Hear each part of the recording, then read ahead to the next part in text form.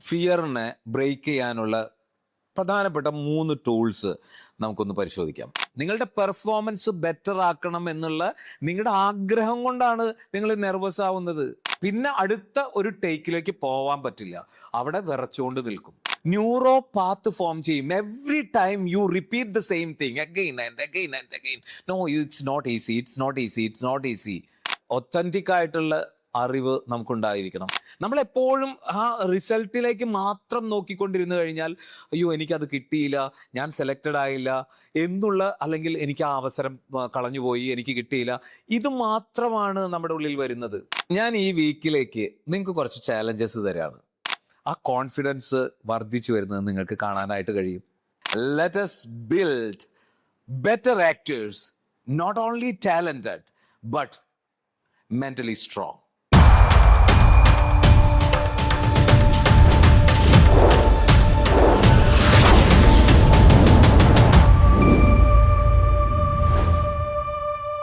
നമുക്ക് ഈ ഫിയറിനെ ബ്രേക്ക് ചെയ്യാനുള്ള പ്രധാനപ്പെട്ട 3 ടൂൾസ് നമുക്കൊന്ന് പരിശോധിക്കാം. ആദ്യത്തെ, നോർമലൈസ് ചെയ്യുക നിങ്ങളുടെ ഡിസ്കംഫർട്ടുകളെ. നോർമലൈസ് യുവർ ഡിസ്കംഫർട്ട്, അതാണ് ആദ്യത്തെ ടൂള്. ഓക്കെ, അതായത് ഇപ്പം നിങ്ങൾ പെർഫോം ചെയ്യുന്ന സമയത്ത് നിങ്ങൾ നെർവസ് ആവുന്നുണ്ടെങ്കിൽ ദാറ്റ്സ് ഗുഡ്. അതിൻ്റെ അർത്ഥം എന്താണ്? നിങ്ങൾക്ക് ബെറ്റർ ആക്കണം, നിങ്ങളുടെ പെർഫോമൻസ് ബെറ്റർ ആക്കണം എന്നുള്ള നിങ്ങളുടെ ആഗ്രഹം കൊണ്ടാണ് നിങ്ങൾ നെർവസ് ആവുന്നത്. അപ്പൊ അതുകൊണ്ട് അത് നല്ലതാണ് എന്ന് മനസ്സിലാക്കുക. അപ്പൊ നിങ്ങളുടെ ഡിസ്കംഫർട്ടുകളെ നോർമലൈസ് ചെയ്യുക, ഇത്രയേ ഉള്ളൂ. ഇത് വളരെ പലർക്കും പറ്റുന്ന പ്രശ്നം അതാണ്. പല ആക്ടേഴ്സിനും ഞാൻ കാണുന്ന പ്രശ്നം അതാണ്. ഒരു തെറ്റ് പറ്റിക്കഴിഞ്ഞാൽ, നെർവസ് ആയി കഴിഞ്ഞാൽ പിന്നെ അടുത്ത ഒരു ടേക്കിലേക്ക് പോവാൻ പറ്റില്ല, അവിടെ വിറച്ചുകൊണ്ട് നിൽക്കും. പിന്നെ ആദ്യം പറഞ്ഞ അത്ര പോലും കഴിയാതിരിക്കും. കാരണം എന്താ? അവരുടെ മൈൻഡിൽ അവർ ഉറപ്പിച്ചു കഴിഞ്ഞു, എനിക്കിത് സാധ്യമല്ല എന്നുള്ളത് ഉറപ്പിച്ചു കഴിഞ്ഞു. നിങ്ങളൊരു കാര്യം സാധ്യമല്ല എന്ന് നിരന്തരം നിങ്ങൾ ചിന്തിച്ചു നോക്കൂ, അല്ലെങ്കിൽ നിങ്ങൾ അത് പറഞ്ഞു നോക്കൂ. നിങ്ങൾ മറ്റാളുകളോടും കൂടി പറയുക, എളുപ്പമല്ല കേട്ടോ അഭിനയം, ഇതെനിക്ക് പറ്റുന്ന പണിയല്ല. ഇത് നിങ്ങൾ നിരന്തരം പറഞ്ഞു നോക്കൂ. നിങ്ങളുടെ ബ്രെയിനിന് ഇത് മനസ്സിലാവില്ല, നിങ്ങൾ ഈ പറയുന്നത് നിങ്ങളുടെ യഥാർത്ഥത്തിലുള്ള ആഗ്രഹമാണോ അല്ലേ എന്നുള്ളത്, സത്യമാണോ അല്ലേ എന്ന്. നിങ്ങൾ പറയുന്നത് മാത്രമേ അത് കേൾക്കുന്നത്. അങ്ങനെ നിങ്ങൾ അത് നിരന്തരം പറഞ്ഞുകൊണ്ടിരിക്കുമ്പോൾ അത് എന്തായി മാറും? അതൊരു ഒരു ന്യൂറൽ പ്രവർത്തനങ്ങൾ നടന്നുകൊണ്ടിരിക്കുന്നുണ്ട് അല്ലെ. ബ്രെയിനിൽ ഒരു ന്യൂറോ പാത്ത് ഫോം ചെയ്യും. Every time you repeat the same thing again and again and again. No, it's not easy, it's not easy, it's not easy. അവിടെ ഒരു ന്യൂറോ പാത്ത് ഫോം ചെയ്യും. അത് എന്തുണ്ടാക്കും? നിങ്ങൾക്ക് സ്ഥിരം ശീലമായി അത് ഹാബിറ്റായി മാറും നിങ്ങളുടെ. എനിക്കിനി അത് പറ്റില്ല. അവിടെ നിന്ന് പതിയെ നിങ്ങൾ, അങ്ങനെയാണ് ആയിരക്കണക്കിന് പേരാണ് അഭിനയിക്കാൻ ആഗ്രഹവുമായി വരുന്നവർ. ഒരു വർഷത്തിൽ ഈ കൊച്ചിയിലേക്ക് തന്നെ വരുന്നുണ്ടാവും ആയിരക്കണക്കിന് മനുഷ്യർ അഭിനയം ആഗ്രഹമായിട്ട്. പക്ഷെ എത്ര പേര് ഇവിടെ അവശേഷിക്കുന്നുണ്ട്? വളരെ കുറച്ചു പേരാണ് അവശേഷിക്കുന്നത്. എന്തുകൊണ്ടായിരിക്കും അത്? ഈ പറയുന്ന കാര്യങ്ങളിലൂടെ, ഈ യഥാർത്ഥത്തിൽ ആദ്യമായിട്ടൊരു ആക്ടർ നേരിടുന്ന ഫിയറുകളിലൂടെ കടന്നു പോകുമ്പോൾ അവർ പറഞ്ഞുകൊണ്ടേയിരിക്കുക, ഇറ്റ് ഈസ് നോട്ട് പോസിബിൾ, ഇത് ശരിയാവില്ല എന്ന് പറഞ്ഞുകൊണ്ടേയിരിക്കുന്നു. അത് സത്യമായി മാറുന്നു. പിന്നെ അതൊരിക്കലും അവരുടെ ജീവിതത്തിൽ അത് നടക്കാനായിട്ട് പോകുന്നില്ല.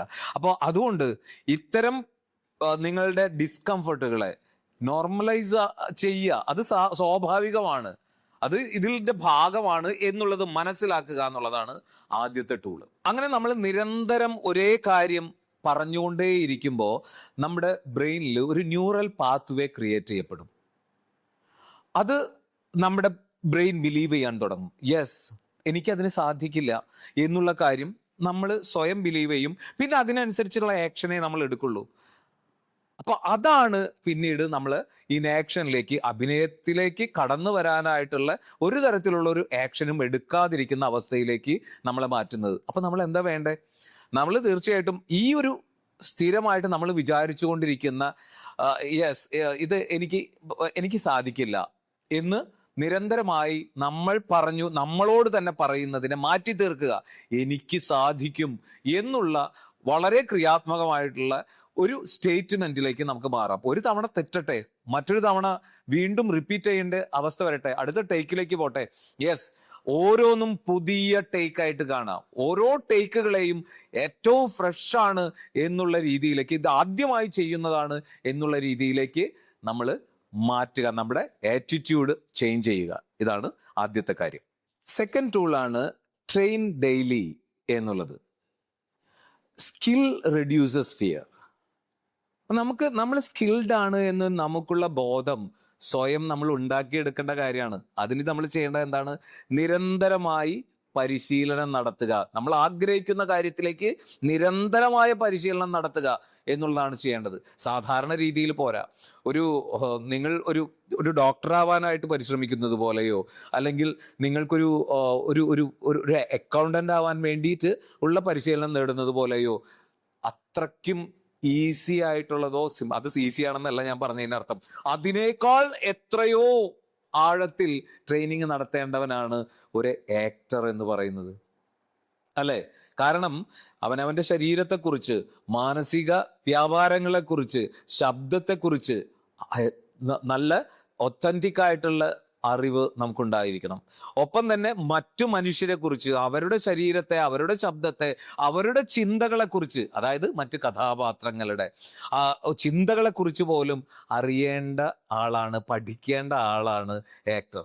അപ്പൊ നമുക്ക് ഒരുപാട് കാര്യങ്ങളുണ്ട് ചെയ്യാനായിട്ട്. നമ്മുടെ ശരീരത്തെ, നമ്മുടെ ശബ്ദത്തെ എല്ലാം ട്രെയിൻ ചെയ്യാനായിട്ട് അതിനു വേണ്ടിയിട്ടുള്ള എക്സസൈസുകൾ നിരന്തരം ചെയ്തുകൊണ്ടിരിക്കുക എന്നുള്ളതാണ്. അതുപോലെ ഒരു ഷോർട്ട് ഫിലിം ആവട്ടെ, നിങ്ങൾക്ക് മുന്നിൽ വരുന്ന അവസരങ്ങൾ ഉപയോഗിക്കുക. ആദ്യം തന്നെ നമ്മൾ ചെന്നിട്ട് ഒരു വലിയ സംവിധായകന്റെ ചേർത്ത് തന്നിട്ട് ചാൻസ് ചോദിക്കല്ലല്ലോ ചെയ്യുക. അതിനു മുന്നേ കൊച്ചു കൊച്ചു വർക്കുകളിലൂടെ നമ്മുടെ മൊബൈലിൽ നമുക്ക് ചെയ്യാവുന്നത് എന്താണോ അത് ചെയ്യുക എന്നുള്ളതാണ് വേണ്ടത്. ഒരു ഷോർട്ട് ഫിലിം ചെയ്യുക, കൂട്ടുകാരെല്ലാം കൂടി ചേരുക, ഒരു തീം ഉണ്ടാക്കുക, ചെയ്യുക. ഇങ്ങനെ നിരന്തരമായിട്ട്, അല്ല നിങ്ങളെല്ലാവരും കൂടി ചേർന്ന് ഒരു ഇംപ്രവൈസേഷൻസ്, കൂട്ടുകാരോടൊപ്പം ചില ഇംപ്രവൈസേഷൻസ് ചെയ്തെടുക്കുക. ഇതൊക്കെയാണ് അതിനുള്ള പണികൾ. അങ്ങനെ നിരന്തരമായിട്ട് നിങ്ങൾ ട്രെയിൻ ചെയ്യപ്പെട്ടാൽ നിങ്ങൾ കോൺഫിഡൻസ് ഉള്ള ആളുകളായി തീരും. അല്ലാതെ ഒരിക്കലും സ്കിൽ എന്ന് പറയുന്നത് ആരും ഗിഫ്റ്റ് ചെയ്യുന്നൊരു കാര്യമല്ല. അത് നിരന്തരമായ അധ്വാനത്തിലൂടെ ഉണ്ടാക്കിയെടുക്കേണ്ടതാണ്. അവിടെയാണ് നിങ്ങൾ യഥാർത്ഥത്തിൽ കോൺഫിഡൻസ് ഉള്ള ഒരു ആക്ടറായി തീരുന്നത്. അടുത്ത ടൂളാണ് റീഡിഫൈൻ ഫെയിലിയർ എന്നുള്ളത്. നോക്കൂ, instead of asking did I get selected, ask did I grow? അതല്ലേ നമ്മൾ ആദ്യം ചോദിക്കേണ്ട ചോദ്യം നമ്മളോട്.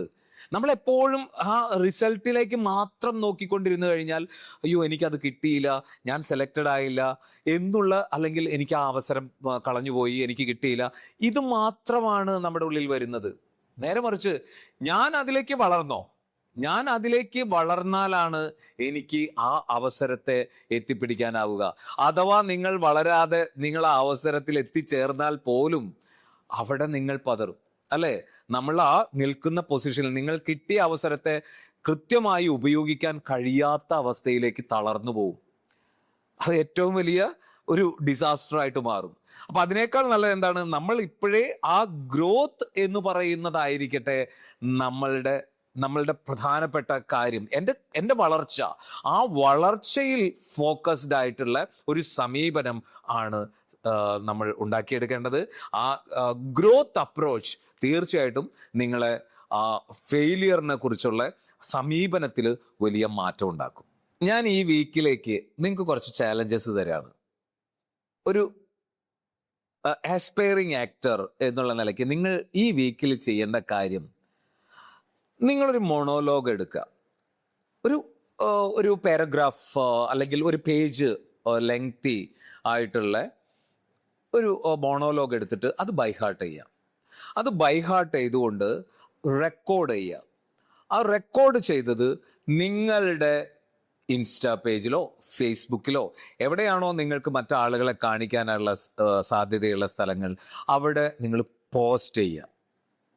എന്താ ധൈര്യം അതിനുള്ളത് കാണിക്കൂ. ഓ, ഞാൻ എല്ലാം ശരിയായതിന് ശേഷം മാത്രമേ അതൊക്കെ ചെയ്യുള്ളൂ എന്ന് പറഞ്ഞ് നിങ്ങളുടെ കംഫർട്ട് സോണിൽ ഇരുന്നിട്ട് ആ ചിന്ത വരുന്നത്. ആ കംഫർട്ട് സോണിനെ ഒന്ന് പൊളിക്കേ.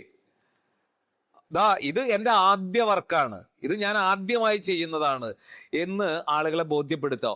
ഓരോ തവണ നിങ്ങൾ ഇത് ഓരോ തവണ മോണോലോഗ് ചെയ്ത് പോസ്റ്റ് ചെയ്യുന്നതോടെ നിങ്ങളുടെ ആ കോൺഫിഡൻസ് വർദ്ധിച്ചു വരുന്നത് നിങ്ങൾക്ക് കാണാനായിട്ട് കഴിയും. ആഗ്രഹം മാത്രം പറഞ്ഞിരുന്നിട്ട് കാര്യമില്ലല്ലോ അല്ലേ?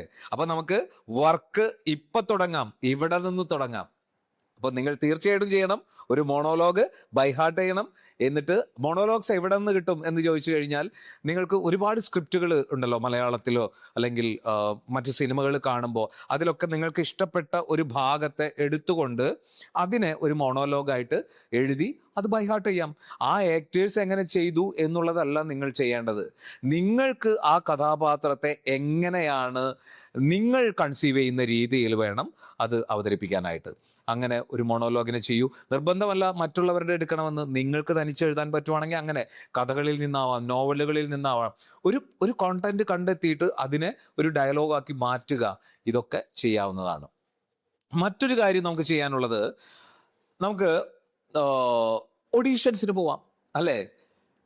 ഒഡീഷൻസിന് പോവാം. ഈ ആഴ്ചയിൽ എവിടെയെല്ലാമാണ് ഒഡീഷൻസ് നടക്കുന്നത്, എത്ര ഒഡീഷൻസ് നടക്കുന്നുണ്ട്, അതിലേക്ക് നിങ്ങൾ അപ്ലൈ ചെയ്തിട്ടുണ്ടോ, അത് ഓപ്പൺ ഓഡീഷൻ ആണോ, എവിടെയാണ് അത് നടക്കുന്നത്, അതിനെക്കുറിച്ച് അന്വേഷിക്കുക, അവിടെ എത്തിപ്പെടുക. ഒഡീഷനിൽ അങ്ങ് നിൽക്കുക. അത് കിട്ടുമോ കിട്ടാതിരിക്കുമോ, നിങ്ങൾ സെലക്ട് ചെയ്യപ്പെടുമോ എന്നുള്ളതൊന്നും ഒരു കാര്യമേ അല്ല നിങ്ങളെ സംബന്ധിച്ചിടത്തോളം. അവിടെ ചെന്ന് നിങ്ങൾ പെർഫോം ചെയ്യുക എന്നുള്ളത്, നമ്മൾ ട്രെയിനിങ്ങിലാണ്. അപ്പോൾ ഇതാണ് അതിൻ്റെ പ്രോസസ്സ്.